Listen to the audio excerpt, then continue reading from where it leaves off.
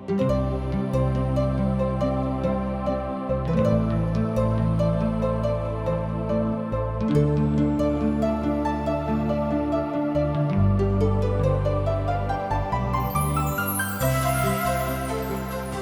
सब TWR India से प्रसारित कार्यक्रम जिंदगी के राह देखतनी। ई एगो सोचल विचारल ढंग से बाइबल की पुस्तकन का अध्ययन हवे। एक कार्यक्रम का उद्देश्य है कि संसार के बनावे वाले परमेश्वर की उद्देश्य के जानी और उनके इच्छा के अनुसार चल सकें। यही उद्देश्य के साथ हम ई कार्यक्रम आप खातिर हाजिर करतनी। कृपा करके देखी और सुनी ताकि परमेश्वर आपकी जिंदगी का रास्ता बतावे वाला ठहरस। प्रिय मित्र, ये अध्याय के शीर्षक है पौलुस के प्रेरिताई के रक्षा।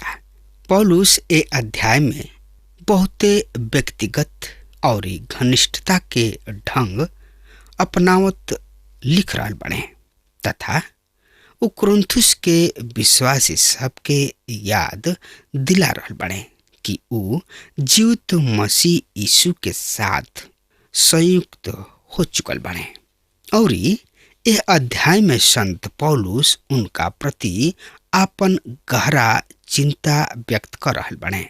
प्रिय श्रोता मित्र भाई बहन, हम निश्चय पूर्वक कह सकतानी कि यह अध्याय के अध्ययन के द्वारा हमरा बहुते आत्मिक लाभ भइल बा।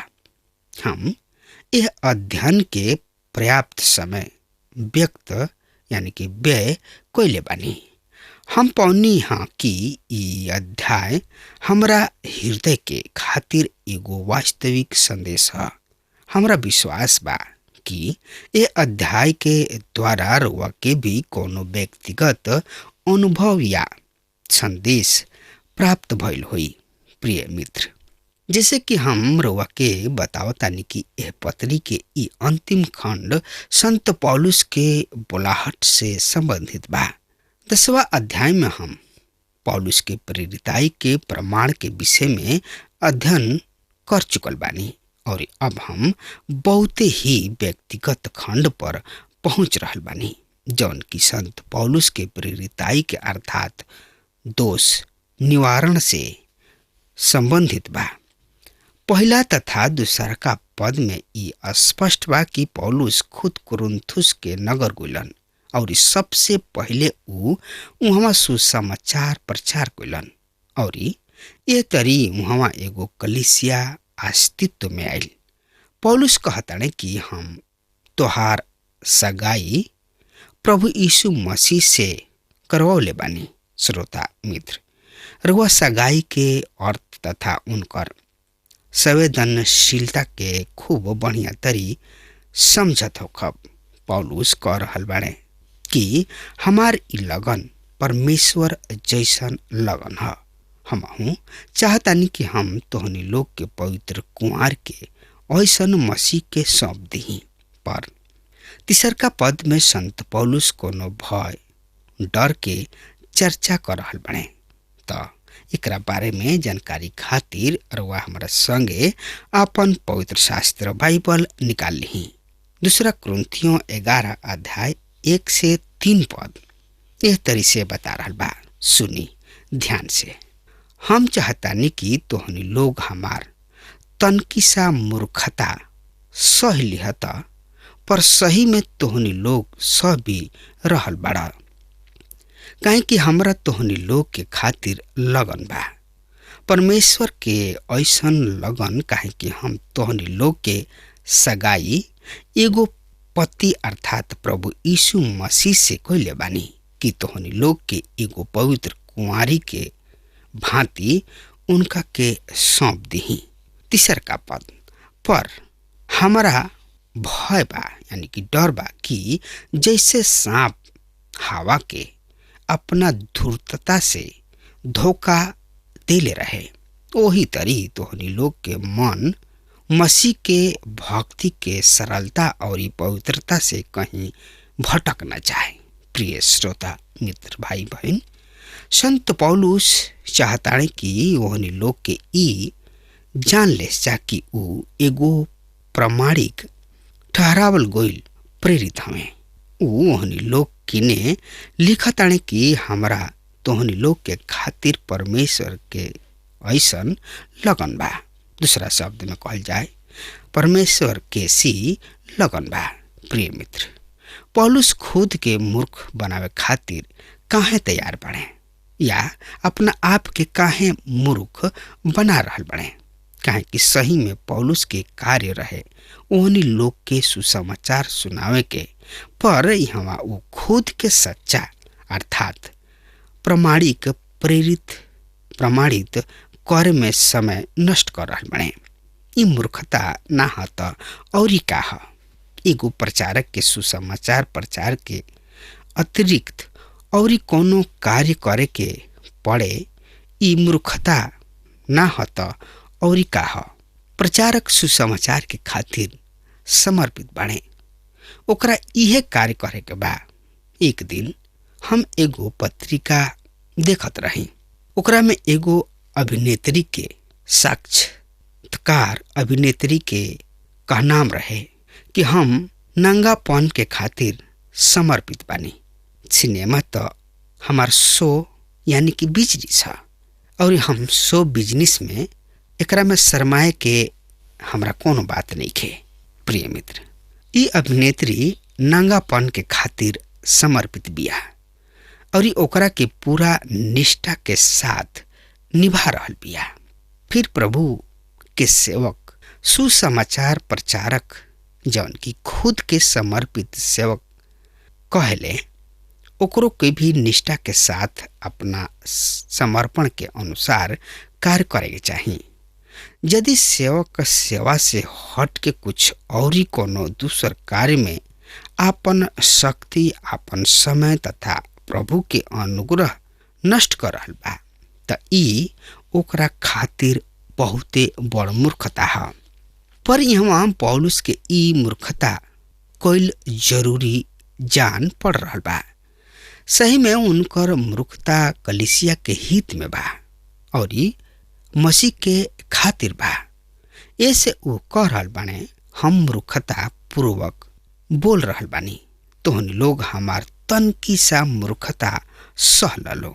ई वाक्य पौलुस एह अध्याय में अनेक बार प्रयोग कैलन, पर पद 16 में ऊ कहतने कि कहे के हमरा के मूर्ख ना समझे, पर यदि तोहन लोग हमरा के ऐसन समझता लोग तो एकरा के मूर्ख समझ के ग्रहण कर लोग। मित्र, यूनानी भाषा में जौन शब्द मूर्ख तथा मूर्खता के खातिर प्रयोग भइल बा ओकर अर्थ अज्ञानी और एकर शाब्दिक अर्थ बुद्धिहीनता या उद्देश्यहीनता। पौलुस यहाँ यह बात बता रहल बाने कि अपना पक्ष में समय बितावे के अर्थ बुद्धिहीनता, काहे कि एकरा द्वारा सुसमाचार प्रचार नइखे कइल जा रहल। एकरा द्वारा सेवा के अर्थ, सेवा के उद्देश्य पूरा नइखे हो रहल।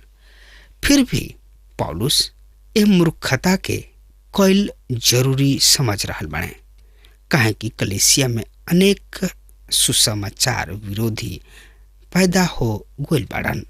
इससे पौलुस ओहनी लोग से कह रहल बाने कि तोहनी लोग हमार मूर्खता सहला लोग त बढ़िया होई, जोना से कि हम आपन प्रेरिताई के प्रमाणित कर सकी। प्रिय श्रोता मित्र भाई बहन, हमनी के यह सब कार्य में शैतान के चाल के देख रहल बानी। शुरू में ऊ कलीसिया पर भयंकर अत्याचार कैलस और विश्वासी जन के शेरन के सामने छोड़वा दिहलस। योद्धा सब के जंगली जानवर से लड़ला के से मरवा डलस, केहू के क्रूस पर चढ़ा के तो केहू के तलवार के द्वारा तो केहू के गरम तेल के कड़ाही में डाल दिलस। प्रभु के सब चेला यही तरीके भयानक मृत्यु से मारल गइलन। पर कलीसिया बहुत ही बढ़त गइल। जौन लोग रोमी साम्राज्य से बच के भगले ओहनी लोग वहाँ सुसमाचार प्रचार कइले, जहाँ ओहनी लोग जाके बसले। और जब शैतान देखलस कि क्लेश और अत्याचार से तो कोनो लाभ नेके होत ना ही भइल, पर एकरा अतिरिक्त कलिसिया और बढ़त गइल। तब ऊ दूसर ढंग यानी कि तौर तरीका के अपनौलस। ऊ कलिसिया के भीतर शामिल यानी कि घुस के काम करे शुरू कर दिहलस और ऊ कलिसिया के बीच में रह के कलिसिया के भीतर से हानि पहुंचावे शुरू कर लिहलस। पुराना नियम में हमरा बिलाम के घटना के याद आवता। बिलाम भी इस्राएल प्रजा के दुश्मन सब के इहे सलाह दिहलस कि ऊ प्रत्यक्ष रूप में इस्राएल के हानि पहुंचा सकत रहन। ऐसे ओकरा भीतरी घुस के ओकरा के हानि पहुंचौलस और एक कार्य के खातिर ऊ औरतन के प्रयोग कैलस। ऊ इस्राएली नौजवानन से घिनौना पाप करवलस। ए तरी उन्हीं लोग में से हजारों परमेश्वर के हाथ द्वारा मारल गए और आज शैतान कलिसिया में इहे चाल चल रहा बा और कोनो सीमा तक सफल भी भइल बा। वो परमेश्वर के वचन के सत्यता पर आक्रमण कर रहा बा। जवन काम वो अदन के बगीचा में कैलस वो आज कलिसिया के बीच भी कर रहा बा। वचन के तोड़ मरोड़ के कोयल ही शैतान के बस में काम कैल हा। उस सुसमाचार के प्रति लोगन के मन में संदेह तथा शक उत्पन्न कर रहा बा और जब ओकर रचना रचल यानी कि जाल रचल तथा शैतान के हथियार विफल हो जाला तो ऊ सुसमाचार प्रचार के प्रति संदेह पैदा करला। ऐसे ऊ पौलुस के प्रति भी कुरिन्थुस के विश्वासी सब के मन में संदेह पैदा कर रहल बा और पौलुस उनकर संदेश तथा गलत अनुमान सबके समाप्त करे के प्रयास में लागल बा। प्रिय मित्र भाई बहन, पौलुस के इस सब कुछ करे के जरूरी ऐसे पड़ल काहे कि ऊ ओहनी लोग से प्रेम करत रहन। मित्र त एकरा बारे में और ज्यादा से ज्यादा जानकारी खातिर रुआ हमरा संगे पढ़े सुने सोचे विचारे खातिर अपन पवित्र शास्त्र बाइबल निकाल ली। हाँ तो उनमें देखी दूसरा कुरिन्थियों के पत्री 11 अध्याय के 4 पद ए तरी से बतावता। काहे कि यदि केहू आके कोनो अन्य प्रभु के प्रचार करे जेकर प्रचार हम नहीं कैले या तोहरा के औरी कोनो भी आत्मा मिले जौन की तोहरा के पहले ना मिलल रहे अथवा केहू दूसर का सुसमाचार सुनावे जवन कि तोहनी लोग ना ग्रहण कैले रहा तो तोहनी लोग उनकर बात आसानी से मान लेता जा। प्रिय श्रोता मित्र भाई बहन, आज भी कलिसिया के सामने यही तरीके समस्या बा। केहू दूसर प्रभु यीशु मसीह के प्रचार अन्य आत्मा तथा अन्य कोनो दूसर सुसमाचार आज भी हमनी के ए समस्या के सामना कर रहल बानी जा। युवा वर्ग यानी कि नौजवान वर्ग ऐसन यीशु के प्रस्तुत करे चाहताड़न जौना के कि कोनो अस्तित्व नहीं के। प्रिय श्रोता मित्र भाई बहन, वास्तविक प्रभु यीशु मसीह ऊ है हमें जेकर जन्म पवित्र आत्मा के सामर्थ के द्वारा एगो कुंवारी के पेट यानी कि गर्भ से भइल जौन की ऊ क्रूस पर अपना आप के बलिदान कर दिले और इहे प्रभु जगत के और हमार उद्धारकर्ता भी कहले। इहे प्रभु यीशु मसीह कलिसिया के सिर हमें, इहे राजाओं के राजा और प्रभु के प्रभु हमें और इहे संसार के न्यायाधीश हमें और इहे यीशु प्रकाशित वाक्य 5 अध्याय के अनुसार ओ महान किताब के और 7 मोहर सब के तूरे के जोग हमें। ये परमेश्वर के प्रति रूप हवे जौन की पुत्र के रूप में हमनी के बीच निवास कइले और हमनी के उद्धारकर्ता के कार्य पूरा क के पुनः स्वर्ग में विराजमान बने और पवित्र आत्मा के रूप में हमनी के बीच विचरण कइले। प्रिय मित्र, ये प्रभु यीशु मसीह के अतिरिक्त केहू दूसर यीशु ना ह। कुरिन्थुस के लोग अन्य यीशु तथा दूसर सुसमाचार के ग्रहण करे शुरू क देले रहन। पौलुस कह रहल बाणे कि कहीं तू मसीह के भक्ति के आसान तथा सरलता और पवित्रता से भटक मत जा। श्रोता मित्र, वर्तमान समय में भी विश्वासी सबके दशा ठीक यही तरीके बा। ऊ मसीह के सुसमाचार के सरलता हीन दृष्टि से देख रहल बने, काहे कि ऊ खुद कुछ कर चाहतने, पर सुसमाचार तो यह बात के संदेश बा कि परमेश्वर खुद सब कुछ पूरा कर देले बने। ऐसा अनेक लोग मसीही जिंदगी के सरलता के तुच्छ जान के एकरा के अस्वीकार करेलन और एकरा के कठिन और गंभीर और पेचीदा बनावे के खातिर वो बात सब के एकरा में सम्मिलित करे के प्रयास में जुटल बाड़े, जौना से प्रभु यीशु मसीह हमनी के आजाद कइले। प्रिय श्रोता मित्र भाई बहन, रउआ सबके ऐसना लोगन से सजग तथा सतर्क रह के जरूरी बा। ऐसन लोगन के पहचाने के आवश्यकता बा। यदि रउआ प्रभु यीशु मसीह के वचन से अनजान बानी त रउआ ऐसन झूठ शिक्षकन से तथा झूठ प्रचारक सब से सावधान रही तथा ऐसना लोगन के ना पहचान सकब। एहनी लोगन के पहचानल बहुत ही कठिन बा, काहे कि शैतान भी स्वर्गदूत के ऐसन रूप धारण करला। मित्र, त एकरा बारे में और ज्यादा से ज्यादा जानकारी खातिर रुआ हमारा संगे यही अध्याय के 13 से 15 पद के हम रुआ सामने पढ़ रहल बानी, सुनी। काहे कि ऐसन लोग झूठ प्रेरित और धोखा से काम करे वाला और मसीह के प्रेरित लोग के रूप धरे वाला होखेले और ई कोनो अचंभा के बात नहीं खे, काहे कि शैतान खुद ब खुद प्रकाश से भरल स्वर्गदूत जैसन भेष बदलेला।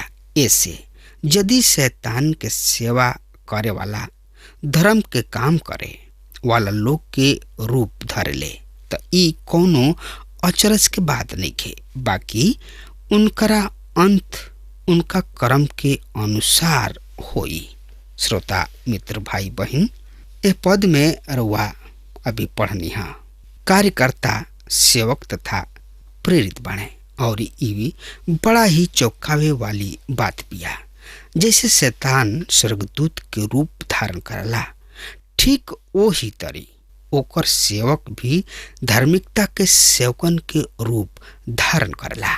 श्रोता मित्र, हमनी के एकरा से सजग और सावधान रह के बहुत ही जरूरी बा। शैतान बाहरी से ना बल्कि कलीसिया के भीतर के ओर से क्रियाशील बिया या क्रियाशील बा। मित्र, अब हमार समय खत्म हो रहा बा, तब तक खातिर रुआ हमरा के आज्ञा दी। परमेश्वर रुआ के बहुत ही आशीष देस। आमीन। हमके विश्वास बा कि ई कार्यक्रम आप सब खातिर फायदेमंद सिद्ध भइल हुई। हम चाहतनी कि आप सब अपन अपन आशीष हमरों से बांटी। अगर आप सब के लगे बाइबल से चाहे आपकी निजी जिंदगी से कोनो सवाल होके चाहे कोनो समस्या खातिर प्रार्थना करावे चाहतनी तो हमारी फोन नंबर पर जरूर संपर्क करें। परमेश्वर आप सबके बहुत आशीष प्रदान करें और आज का दिन आप खातिर सुखद बनावे।